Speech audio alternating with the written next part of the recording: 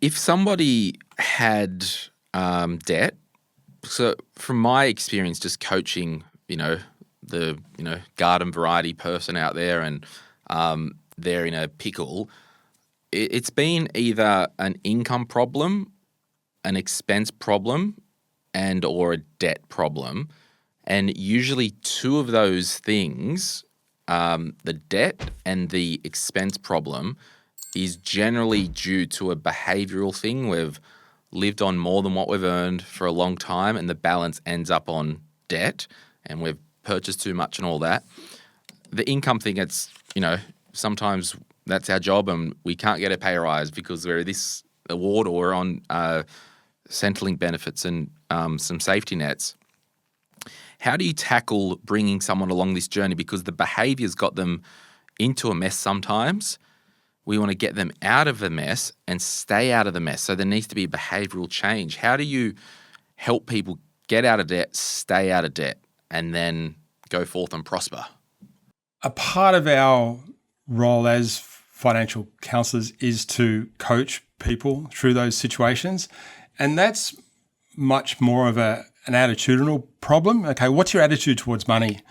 What was your understanding of money as you grew up? What did your family bring to you as far as an understanding of money?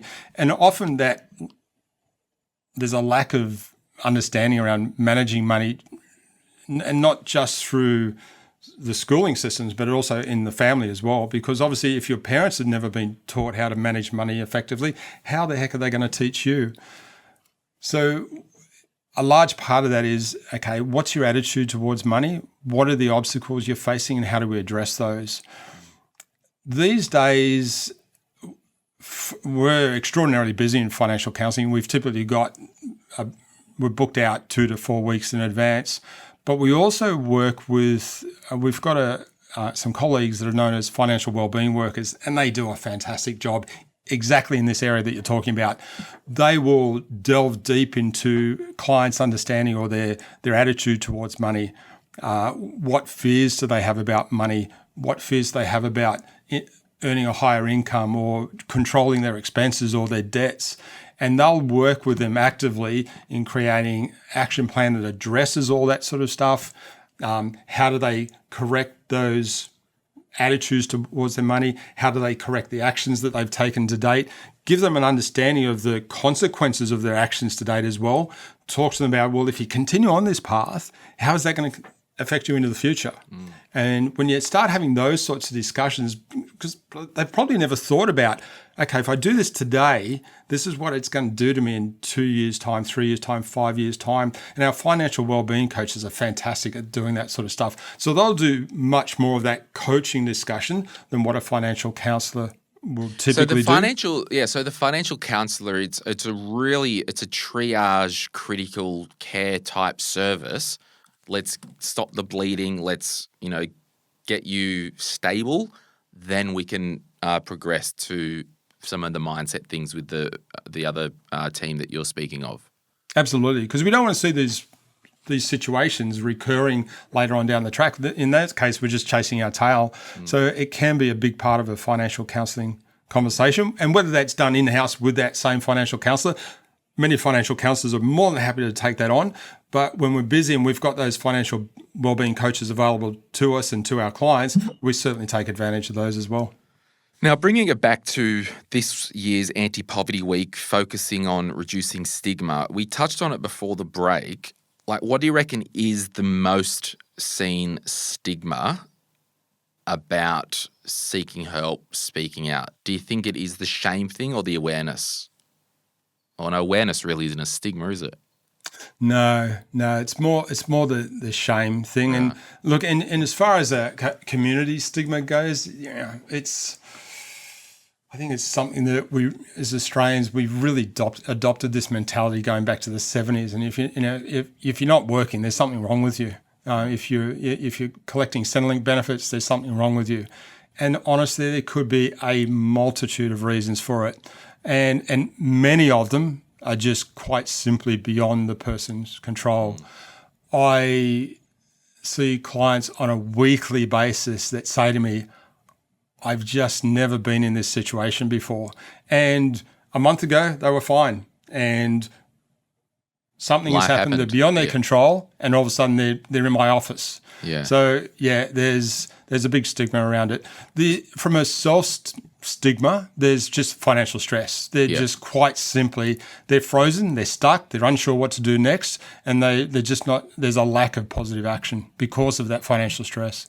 What percentage anecdotally, when people rock up to see you, is, because I like broad brushstrokes. The first one, life's happened because of nothing that I've done. It could be an injury, an illness, loss of job, systemic family, poverty, all that stuff. I'm born into this, where that's the problem, versus, no, you actually caused this problem because you spent too much, you knew you were racking up credit card debt, you need to come to terms with, you got to change you. Like, what percentage do you usually see?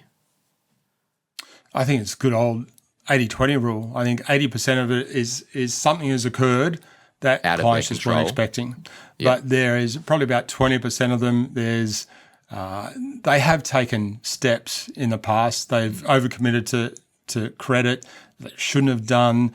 They're spending, they've got living expenses that are higher than their income, and they can, if they choose to do so, can take control of that. They just sometimes they're unsure what to do or how to address that. And sometimes it's just a case of saying, hey, look, if you do this, your life can be better in these different types of ways. And once you show them and once you paint that picture for them, then it makes it easier for them to take those steps, really. In finishing, around this stigma thing for this year's theme, it can be akin, because I remember I wrote down in 2013, I went to my GP. I had some stuff going on. I was in bed basically for 5 days straight, really depressed, had some reactive depression going on. And I was so scared and nervous to go to my GP and say, I think something's wrong. And I've shared this story on the podcast, and I'll always share it. In my mind, going to the GP, and I said, I think I might be, I'm down, I'm this, I can't. I thought he was going to reach over to the drawer, get a big buzzer out, hit that buzzer. Hey, everyone, Glen's got depression. Woo, woo, woo. Hey, everyone, get in here. And we make it a big deal and how embarrassing and all this.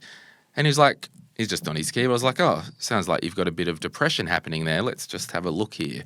And it was just a little, I thought this was like shameful to do that. I thought you were going to be like, I can't believe you got depression, Glen. So all that to say, I had the symptoms there, and it took me a while till I kind of knew what the problem was. If we go to financial hardship, are there some things that could be, what do they say, hiding in plain sight, other than I feel stressed because I'm living week on week, where someone could be in financial hardship and actually not know it? Took about a week to ask that question, but whatever. Got there in the end. Yeah. Yes. Do you think that they've, because I also think it's like, well, year on year, financially speaking, you're going backwards. Is that I don't know. What do you think? Yeah, absolutely. Yeah, absolutely. I'd have to agree with you. And I'm actually going to step away from that just from a moment, just to illustrate the point. I used to before I was a financial counsellor, I was a financial advisor. And one of the things that we regularly heard, not just me, but my whole financial counselling team, something we heard from our clients on a regular basis was, one of the best things you did for me was not the investment strategy the strategy that you did. It wasn't the superannuation strategy that you set up for me. It was the fact that you actually got me to sit down and do a budget. And until I did that, I had no idea how much money we were bleeding left, right, and centre. I've had some really, really high income earners as a former financial planner or advisor come say exactly that to me and just say, we had no idea. Now that we've done our budget, we know where we can start spending our money. And they're no different from many, many, many of my financial counselling clients. Until you actually sit down and put it on paper and they can see for themselves exactly where they're spending their money.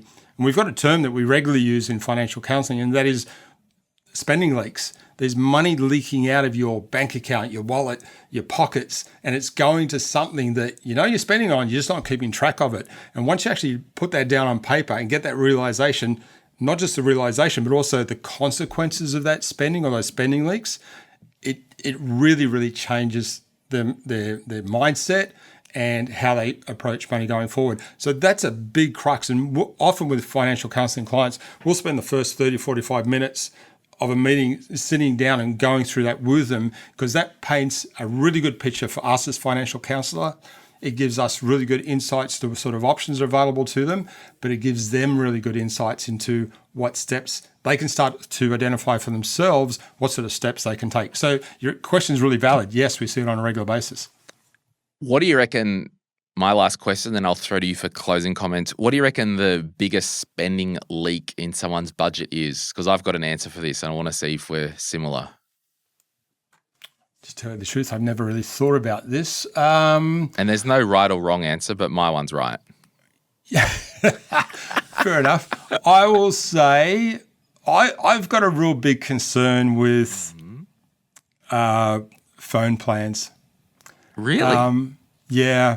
And I think the telcos have a little bit to answer for in this area, because I don't think they always take the best approach with setting up clients with their plans. And I can understand the reasons for doing that.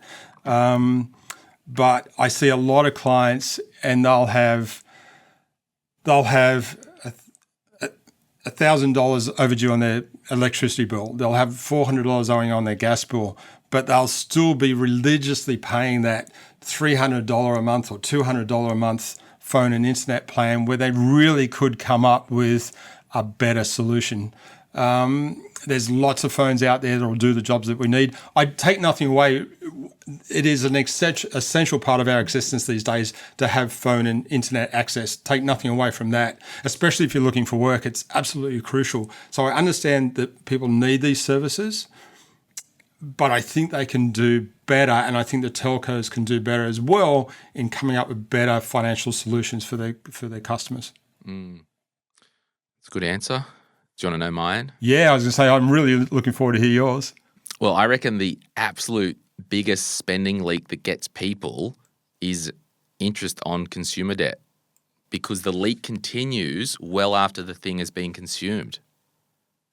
Yeah, take nothing away from that as well. Yeah, in fact, when we're looking at debt management, one of the biggest things we say is get rid of those high interest loans. Get rid of them first, because they're a hidden leak. People just don't realise, and until you actually sit down and look at their loan application and say, or their statement, say this is the interest you're paying on this amount of credit, particularly credit cards. I often do financial education workshops, and one of the things I'll talk to them about is the fact that if you just pay the minimum repayment on your credit card every month, I'll ask them how long they think it'll take off to pay off a credit card with a static balance, not adding to it at all. And they'll regularly come back and say, it'll probably take 5, 6, 7, maybe 10 years at most. And they're often gobsmacked to find that it could be upwards of 35, 40 years to pay that off. So it's a really good point, Glenn.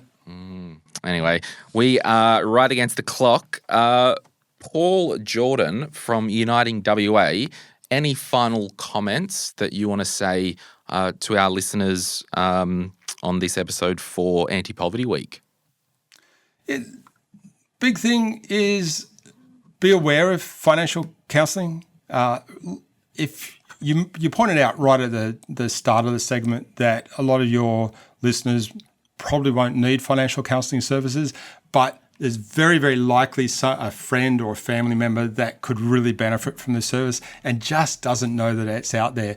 So let them know that it's there. Let them know it's free. Let them know that it's a non-judgmental support. All they have to do is ask and make an appointment with us. They can do that quite easily just going through to the National Debt Helpline. They're at ndh.org.au, or they can contact their local their state financial counselling organisation to find a financial counsellor close to them.